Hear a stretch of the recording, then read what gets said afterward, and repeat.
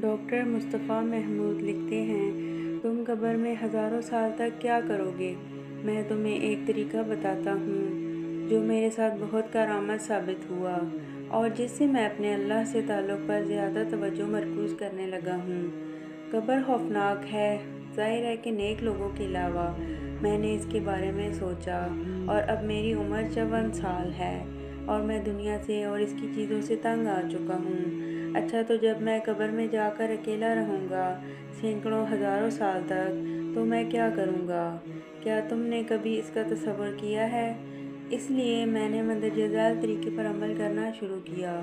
دیکھو، میں مر جاؤں گا اور میرے پاس ایک خالی بالکل تاریک قبر ہوگی اور اس قبر کو سامان کی ضرورت ہوگی، لہٰذا میں ہر استغفار کو تصور کرنے لگا جیسے میں اسے اپنی قبر کی طرف بھیج رہا ہوں تاکہ وہ وہاں میرا انتظار کرے اور میری تنہائی کا ساتھی بنے۔ اللہ کی قسم، میں مذاق نہیں کر رہا، میں نے اپنی قبر کو مکمل ڈیکوریٹ کر دینے کا عمل شروع کر دیا ہے۔ قبر کے ایک کونے کو میں ہزاروں تسبیحات سے بھر رہا ہوں۔ یہاں میرے سر کے قریب کم از کم 300 ختم قرآن ہوں گے جو میرے لیے آرام دہ بستر کا سبب بنیں گے۔ ہر رکوع کو میں یہ تصور کر کے ادا کرتا ہوں کہ میں اسے اپنی قبر میں ذخیرہ بنا رہا ہوں۔ ہر کوئی مجھے چھوڑ کر اپنے گھروں کو چلا جائے گا اور میں اکیلا رہ جاؤں گا، شاید ہزاروں سال تک۔ میرے بچے چند سالوں میں مجھے بھول چکے ہوں گے، لہٰذا مجھے قبر میں ساتھیوں، روشنیوں اور جنت کے جیسے مناظر کی ضرورت ہوگی۔ میں تسبیحات، ذکر، قرآن، نماز اور صدقہ سب کو اپنے ساتھ تصور کرتا ہوں کہ وہ میرے دوست ہوں گے، میرے ساتھ وہاں ہنس رہے ہوں گے اور باتیں کر رہے ہوں گے۔ نبی کریم صلی اللہ علیہ وآلہ وسلم پر درود پڑھنا میں نے اپنے معمولات کا ایک اہم عمل بنا لیا ہے۔ یہ وہاں ہماری محفلوں میں بھی شامل ہوگا۔ ٹھنڈے پانی کی طرح، خوبصورت لباس کی طرح، میں یہ چاہتا ہوں کہ میری قبر کی زندگی اس دنیا کی زندگی سے بھی زیادہ خوبصورت زندگی ہو، انشاءاللہ۔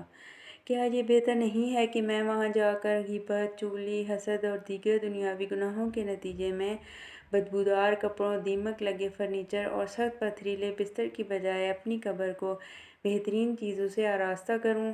میں نے دنیا میں اپنا گھر بنانے کے لیے ساری زندگی جان توڑ محنت کی، لیکن یہ گھر تو میرے ورثہ کا ہو جائے گا۔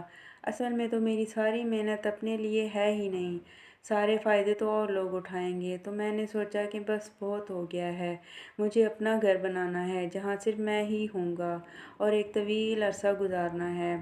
اگر میرے تمام اعمال دنیا کی ضروریات کے لیے تھے اور اپنی قبر کے لیے کچھ بھی نہیں تھا، تو پھر تو میرے قبر والے گھر کے لیے سوائے عذاب کے فرنیچر، مستقل اندھیرے اور سخت حساب کے کچھ بھی نہ ہوگا، اور میں ایسے گھر میں اکیلا کیسے رہوں گا؟ میری آپ کو بھی یہ نصیحت ہے کہ آج سے اپنی قبر کو اپنا بینک اکاؤنٹ بناؤ، اس میں زیادہ سے زیادہ ڈپازٹ کرو اور لانگ ٹرم والی پالیسی لو۔ اپنی عبادات کا خوب خیال رکھو۔ اللہ کی قسم، جب تم قبر میں ہوگے تو تم مجھے وہاں سے بھی شکریہ ادا کرو گے۔ اپنی قبر کے گھر کا اس دنیا کے قبر سے زیادہ خیال رکھو۔ ابھی تم اپنے گھر والوں کے درمیان ہو، پہن رہے ہو، کھا پی رہے ہو، آرام سے گھر والوں کے درمیان سو رہے ہو اور تمہیں تمہاری تمام ضروریات میسر ہیں، پھر بھی تم اپنے حالات سے نالاں رہتے ہو، ہر وقت کوئی نہ کوئی شکایت کرتے رہتے ہو۔ تو سوچو، جب تم زمین کے نیچے ہوگے اور سینکڑوں ہزاروں سالوں کے لیے ہوگے تو وہاں تمہارے ساتھ کون ہوگا؟ تمہارے پسندیدہ سیاستدان، کھلاڑی، اداکار، تاجر، یہ تو تمہیں یہاں بھی نہیں جانتے اور نہ ہی انہیں تمہاری اتنی فکر ہے۔ تم ہی ان سب کے پیچھے بے وقوفوں کی طرح اپنا وقت ضائع کرتے ہو۔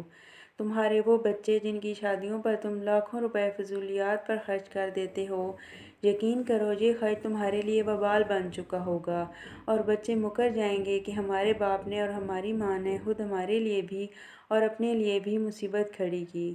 لہٰذا اپنا خیال رکھو، اپنی ہر تسبیح اور ہر عمل کا خیال رکھو اور اس سے کہو کہ وہ مجھ سے پہلے قبر میں جا کر میرا انتظار کرے، میری قبر کو خوشبوؤں سے مہکائے، شاندار باغیچہ بنائے، ہوادار کمرے ہوں، مہنگا ترین فرنیچر ہو اور میرے ہمدرد دوست ہوں۔